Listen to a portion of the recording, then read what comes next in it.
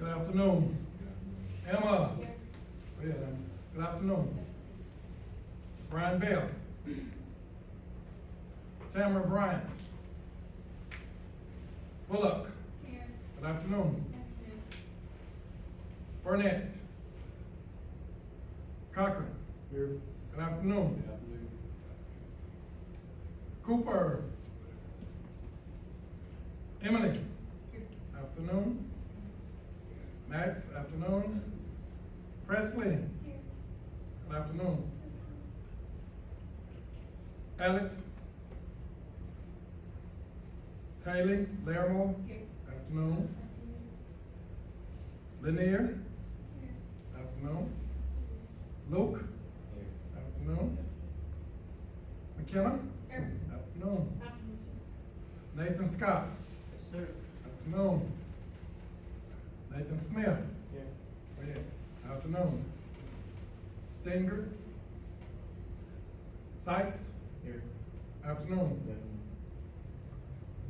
Lauren. Afternoon. Rachel. Afternoon. Hannah. Afternoon. Did I miss anyone? It's here. Kylie Jones. Kylie Jones. How did I miss Kylie Jones? I sure did, huh? Good afternoon.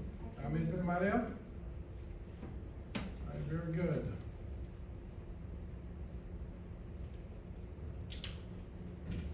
All righty. We are in 12th week. We have 2 weeks left. 2 weeks. Unbelievable.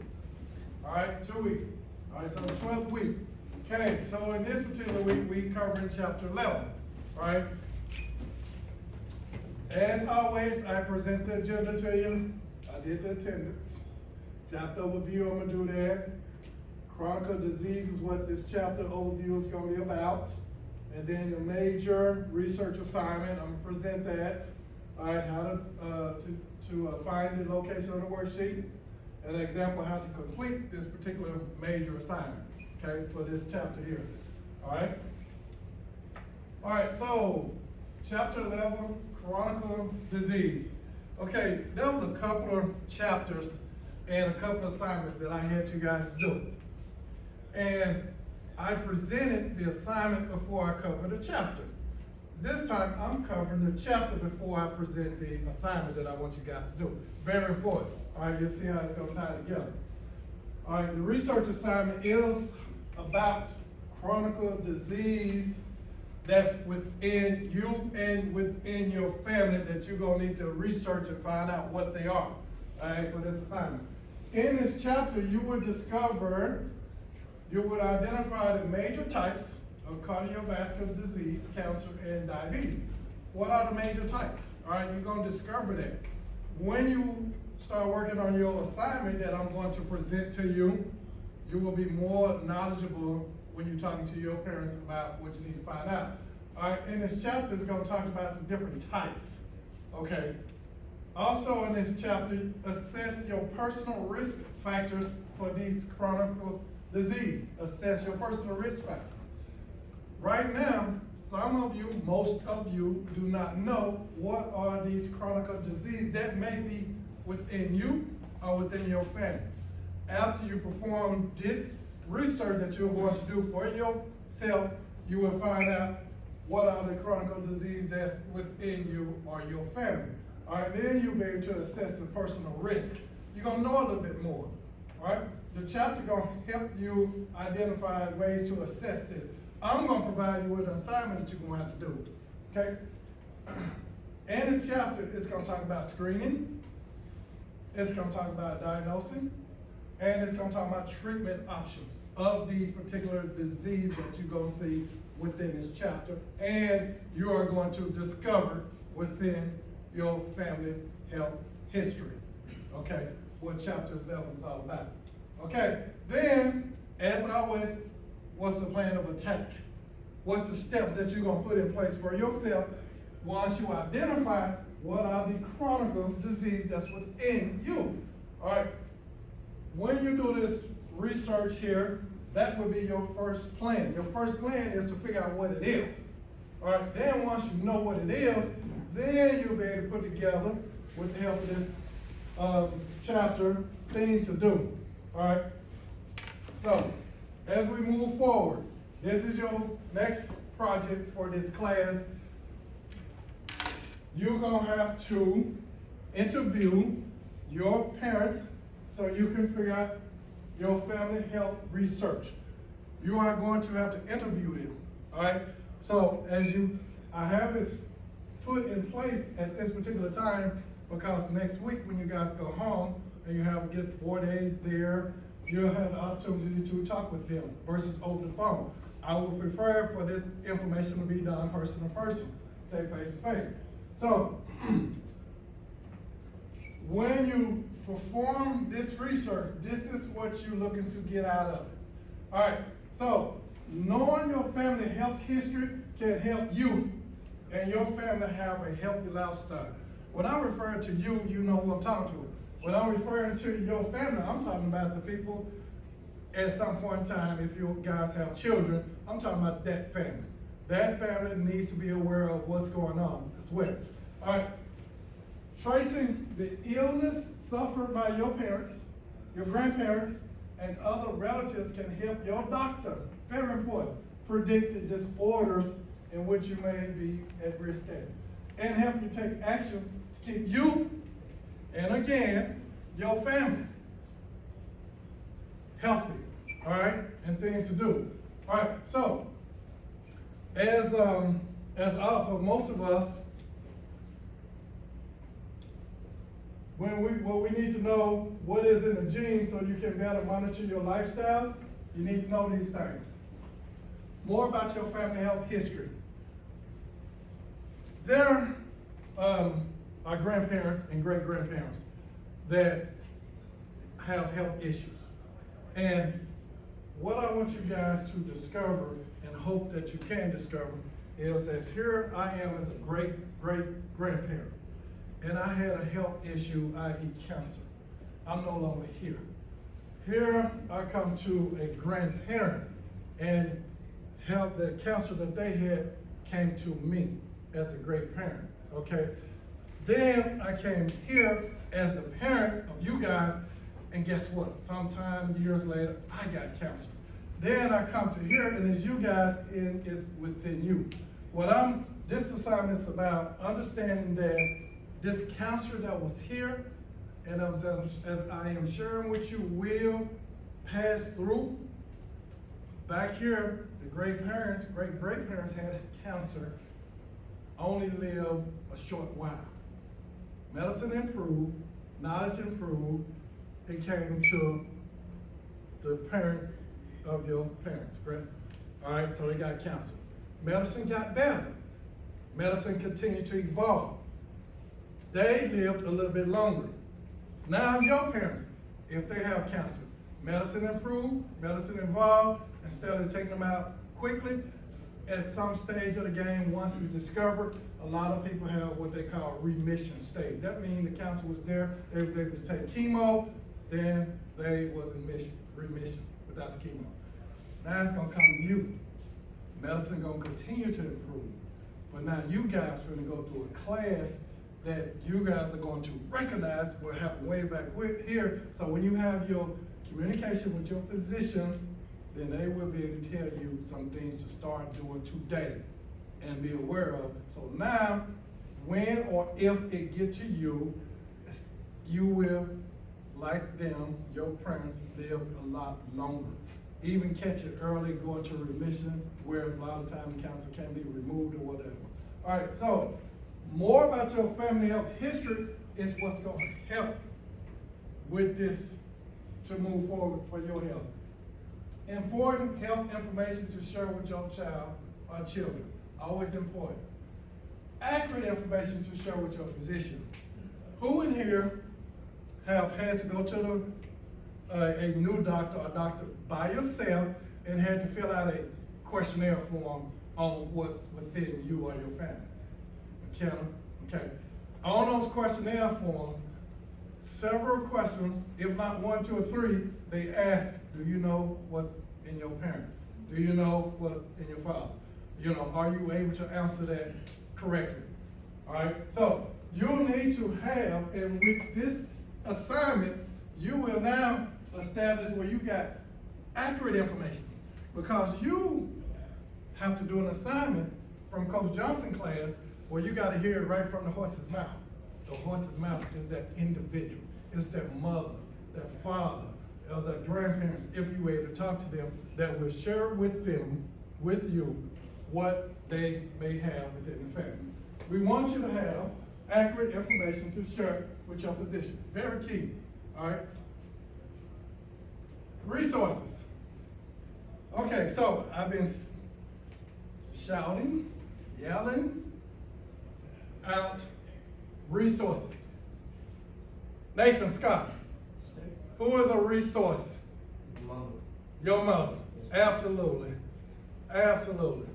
That is the resource that you're going to have to connect with. As well as, who is a resource, McKenna? Your father.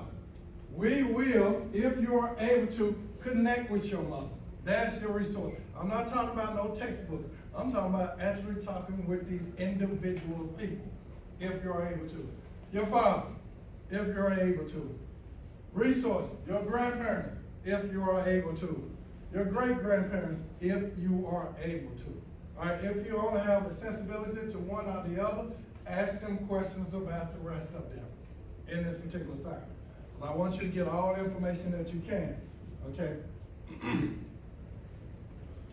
This here, I'm gonna share with you guys, I want you to tune in into this video. This video gonna really talk about what you can identify what may be in you or wrong with you by listening to him. All right, at the end, I'm gonna pause it, and you can look it up and go through it slowly, because the top of this is not so much as, yes, your great-great-grandparent, but the top of the assignment gonna start with you. And then it's gonna go on down with the information that I'm looking for. All right, so pay attention. Enjoy this 10-minute video, what he shares, how to identify health issue, personal, that could be within you at your age today. Just by looking at you, I can tell what's wrong with you. You want to look your best, and whenever you have any imperfection, you're quick to blame it on aging or stress, but really that's not all the signs that something is wrong with your body. If your insides aren't healthy, that will show superficially. That's why when you come into my office, I look at you as a whole. What warning signs are appearing on you superficially that I can figure out to lead to a diagnosis? Before I spill the beans and explain to you everything that's going on, you need to understand how the body works. It works in a system, and it's made up of multiple components. When one of those components doesn't work, a lot of times that can show signs on your physical appearance. If one part isn't working, another part of the body compensates. That's the way your body maintains something what we call homeostasis, a balance of what's normal. Wait, one more thing before we start. It's important to know that while I'm giving you a lot of physical appearance signs, it doesn't mean that you have the disease if you have one of these. All it means is that you need to go to your doctor and have a conversation. Something you should be doing anyway if you've been watching my videos. Boom, these are the top physical signs that tell me something else is going on inside your body. Facial flush or rosy cheeks. Do you feel like your face looks a little too red? I'm not talking about the time where you get sunburned or when your crush looks at you. Hey girl, you may have a medical condition called rosacea. Rosacea is a fairly common skin problem with 14 million people living with the issue in the United States today. It's not something you should get really concerned about thinking it's a danger to your health, but it's a simple, benign condition that can be treated by your doctor. Wait. One more thing about facial flush. If you're part of the Asian population, you may suffer from something called Asian flush. That's what happens when you drink alcohol, but because you're deficient in the enzyme acetaldehyde dehydrogenase, yeah, that's a mouthful. You may have a reaction because you can't clear the alcohol properly. You may think you have a thin chin. You may think you have a thick neck. You may think it's just a cosmetic problem, not that big of a deal. I think it's a serious risk factor for an illness called sleep apnea, which can predispose you to so many bad illnesses, including stroke, heart disease, high blood pressure. When you have sleep apnea, there's actually moments in the night where your airway completely closes. Whether it's because it's too small or too big, it closes. And when that happens, it ruins the quality of your sleep. We've all heard our partners snore at night. or wake up in the middle of the night because their breathing wasn't right, that's sleep apnea. One of the best lifestyle changes you can make for sleep apnea is to lose weight. Unwanted body hair. Ladies, this is mostly for you. If you start growing hair where you've never had hair before, it doesn't mean you should pay a visit to your spa, but it does mean you should pay a visit to your doctor. Why? Because that actually has a medical word behind it. It's called hirsutism.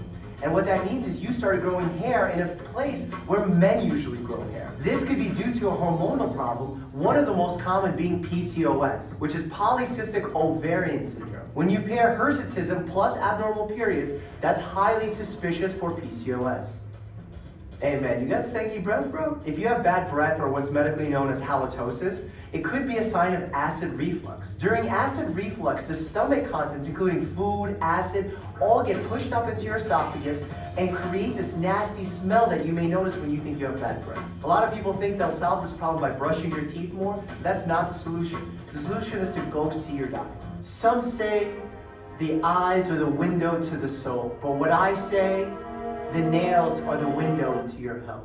When a patient comes into my office and I'm doing a physical exam, I pay extra attention to the nails. The nails give me a lot of information on what's going on inside your body and tip me off to some illnesses I should be on the lookout for. If you have clubbing of the fingers, that could point to a chronic respiratory infection.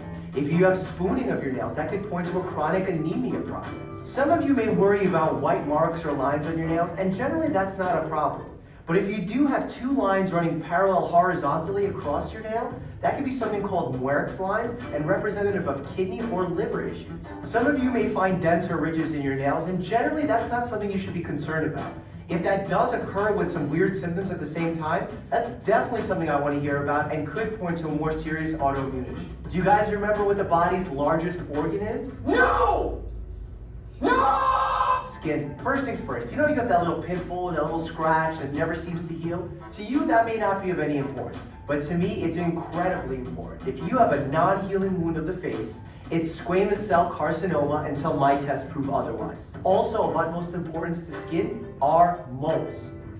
No, not this type of mole. Mole! Bloody mole! Yeah, that's the mole I'm talking about. Most of the time, moles are completely harmless and benign. However, sometimes they may represent a serious form of skin cancer. The way doctors make this distinction is using the A, B, C, D, E classification system along with dermoscopy. When you're younger, it's not abnormal to form new moles. However, as you age in your 50s and 60s, if you're still developing new moles, that could be a cause for concern and cause me to investigate further. Hair. It's perfectly normal to see a few strands in the shower, but if your shower drain looks like a baby rodent, there might be something else going on. Excessive hair loss can be caused by an overactive or underactive thyroid, or something like anemia. So when a patient walks into my office, I pay extra attention to what's going on in their scalp. However, have no fear. A lot of these issues can be diagnosed by a simple blood test. Also, it's important to remember that you're able to lose up to 100 strands of hair per day, and that's totally acceptable.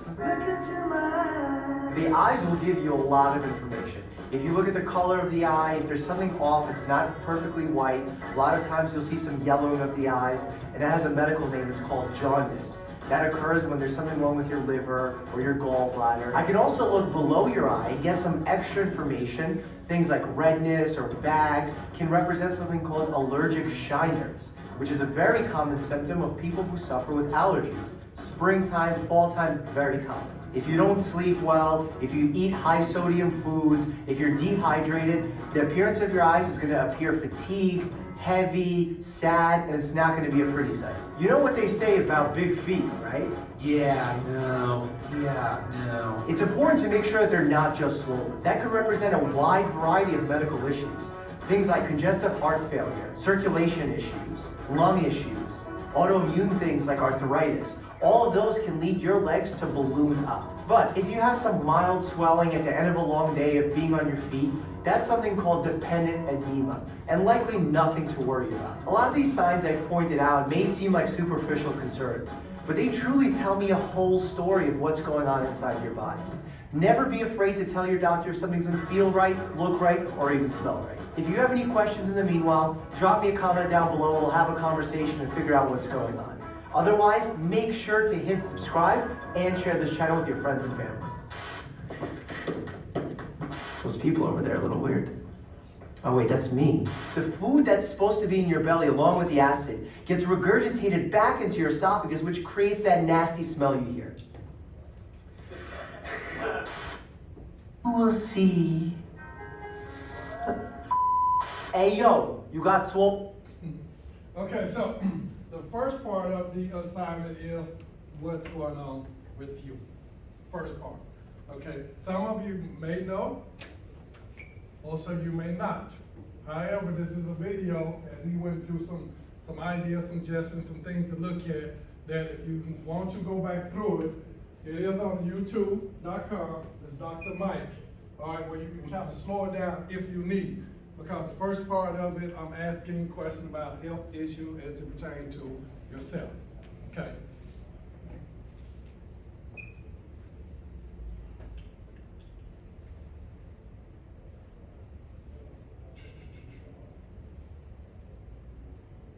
Okay, so as you get home for the break, as you decide which parent to talk to, one of the things that may come out, it may come out about the HIPAA laws. Okay, HIPAA laws is really pertaining to the fact that if I get information, the college have information, then the information where it's coming from is protected, because I will not be able to reveal this information to nobody else. If I do, then you guys or whoever can sue the college as well as myself. So this is what this is about, that ensuring that know your health information rights, okay? Always be aware of that. The gatekeepers of health information is yourself. The next place is the institute that the information is in, like at a physician's office. Okay, it cannot be shared without written consent, okay? So make sure that they are aware of that. All right, as it pertains to this class here, and when you get in that discussion, and if it comes up from one of your parents about HIPAA, you can share with them, and I want you to share with them, particularly if they ask, how is this information used? First thing that should come out your mouth is used for the benefit of myself, mom or dad, grandparents, whatever. This is how I use for me, so I would know. Then I have to put it on a document and I have to share it with my professor so I can get that 100-point assignment. Okay, and from there the professor will get it. I will scan and review the issues, and I will discard all information. It will be discarded. It will not be shared with another student. It will not be shared with a colleague. It will not be shared from that point out. Because then at that point in time, the HIPAA laws are in place, and at that time, I am protecting and following the rules if that comes out. Okay, so share it with them again. It's shared with you. I review it, I grade, I discard. That's where it stops at. Okay, so just have to give a little minute lecture about that just in case. All right, a lot of times parents been really willing participant to share. All right, once they understand the purpose. Okay. Okay, so the instruction for this assignment. All right, so again, what you will learn. All right, here are some questions that for you to present to the resource, wherever you started, whether it's your mother, whether it's your father, wherever you started, whether it's your grandparents. You want to ask these types of questions. Question 1 or number 2, doesn't matter. Do you have any chronic illness, such as heart disease, high blood pressure, high cholesterol, diabetes, or cancer? That's just a start. If you go to the chapter 11 and review it, you will find some other health issues that you can include. You don't necessarily just have to do these, okay? Identify some others, all right, in chapter 11.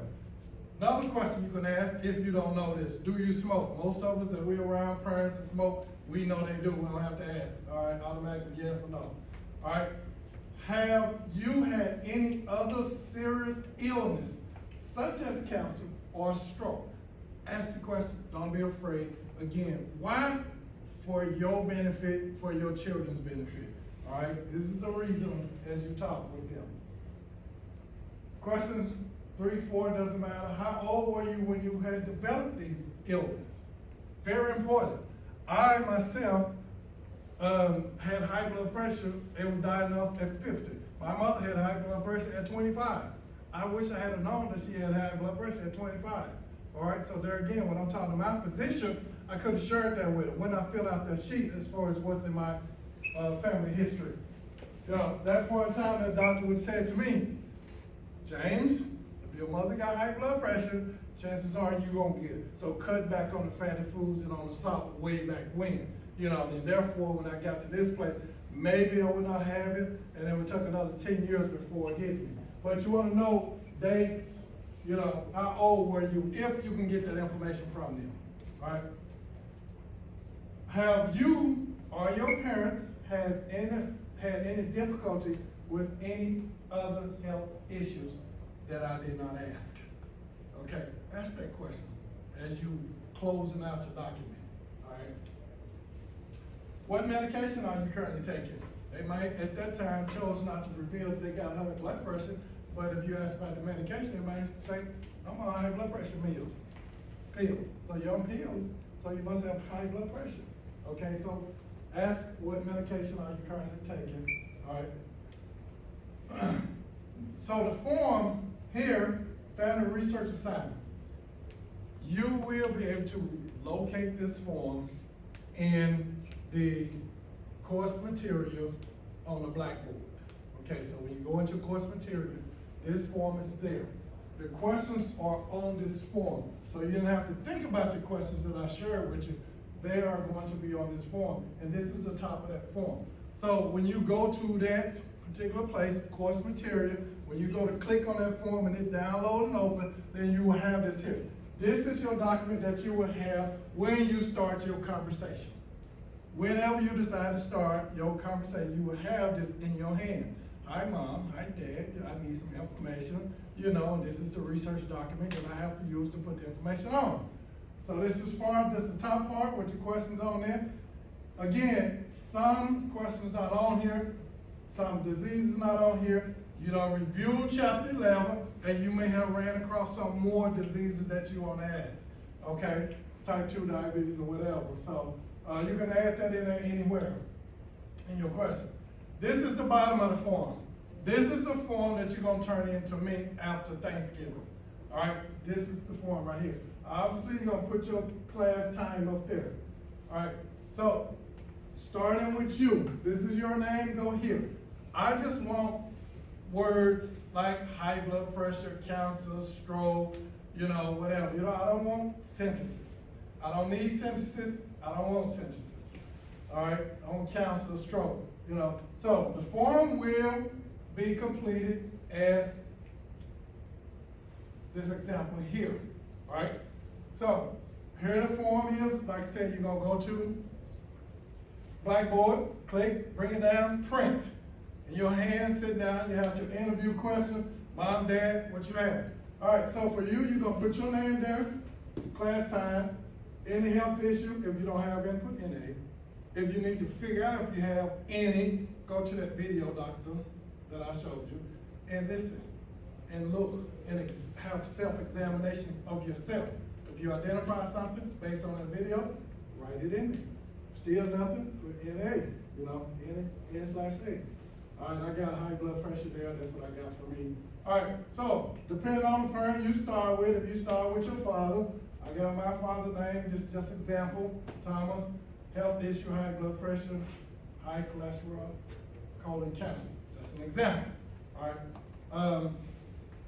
Over here, I put my mother's name, information, high blood pressure, breast cancer, prostate cancer. I'm pausing because I want you guys to see what I put there for as prostate cancer. Now, can a woman have prostate cancer? Huh? Yes. 1 year, anybody can help me?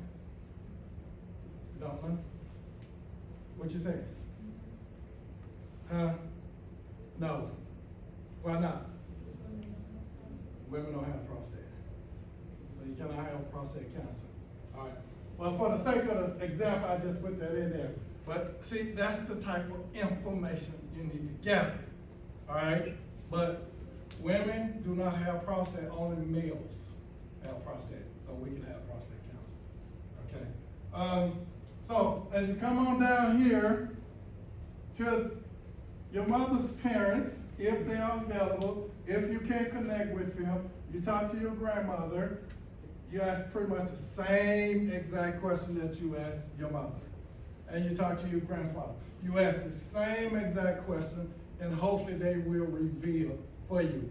As they say, sweetie, honey, what's the purpose of this assignment? Well, again, you say, I want to live longer. It's for my health benefits so I can share with my physician.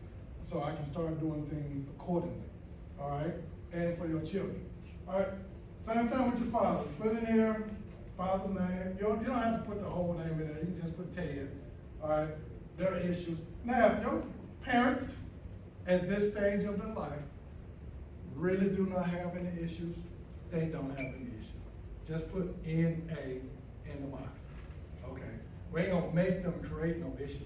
Definitely don't want them to do that. So if they don't have any issue, they don't have any. All right?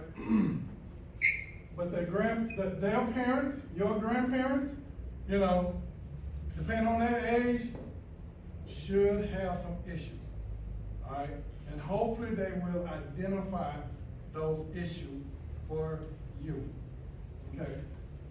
I would tell you that as the saying goes, that one thing we can count on in this life other than living is the fact of the matter we will leave this earth. It's a guarantee. You can count on it that you will die. You just don't know when, and you just don't know of what. But another thing you can count on, that if you have a family that have these issues in it, it is going to live through the different people that's attached to that.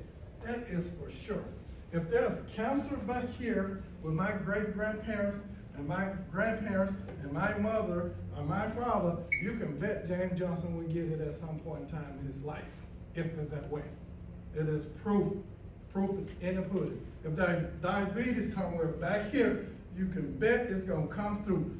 Our job after this, your job is to share it. One, know it,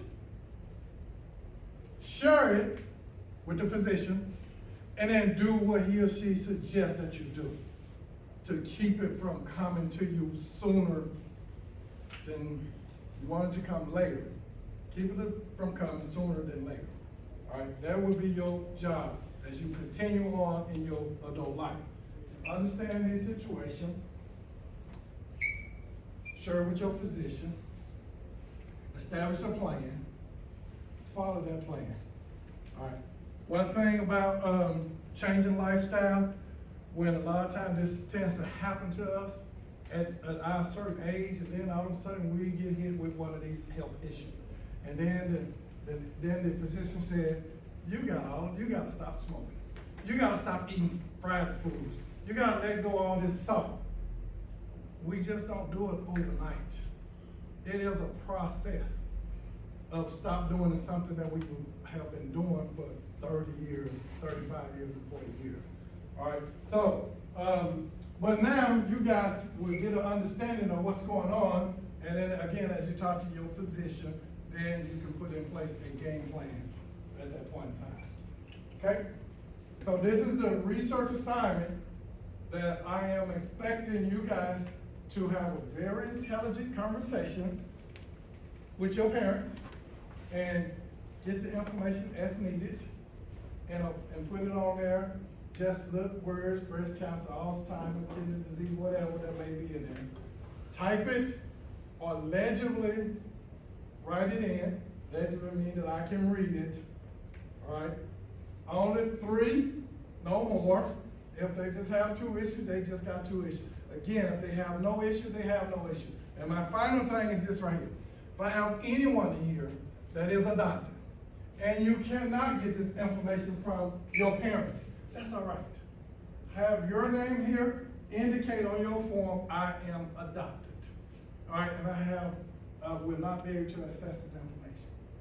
I'm gonna be okay with that? I have to be okay with it. Okay, so that's it. If I have anyone here that do not have a relationship with one of their parents, that's okay.